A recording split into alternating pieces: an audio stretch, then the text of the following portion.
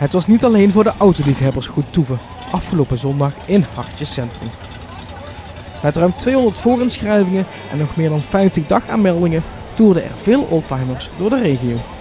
Dat is een heel mooi aantal. Ja, absoluut, zijn we super blij mee. Hadden we niet verwacht. De weersvooruitzichten waren helaas wat minder na een aantal schitterende dagen. Dus we zijn super blij. Je ziet wel, regen is niet goed, maar als het te heet is, is het ook niet goed. Dit is fantastisch dit jaar.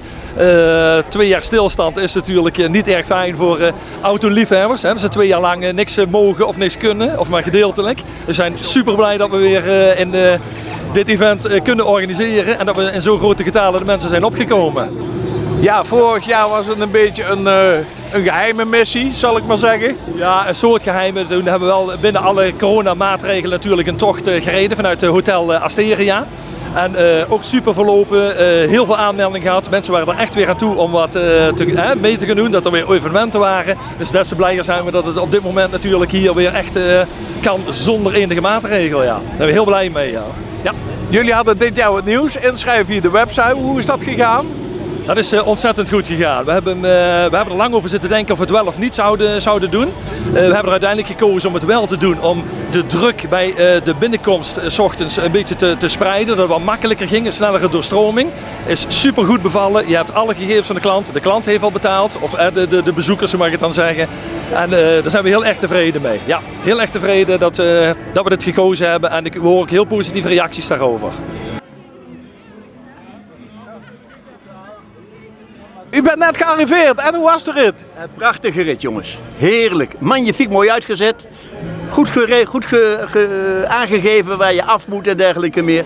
En ja, dan is het hier, de omgeving is natuurlijk prachtig, hè? De eerste keer dat u deelneemt? Nee, ik denk de 5e keer of zo. Ja, mooi. Een mooie rit, ja.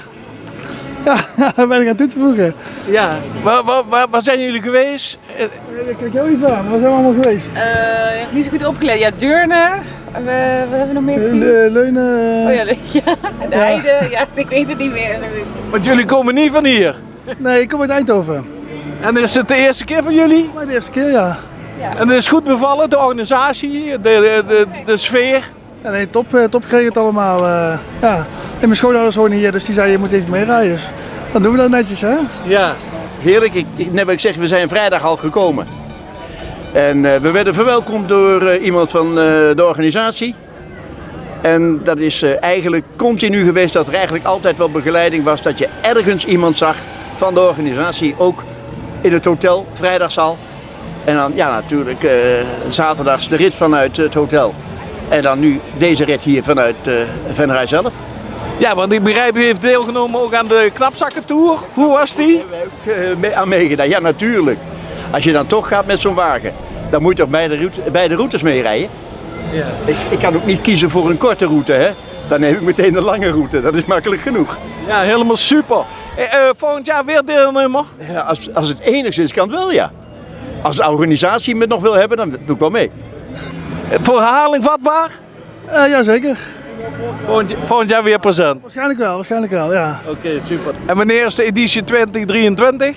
Traditiegetrouw altijd einde juli. Laatste weekend van juli. Dus dat houden we ook echt vast.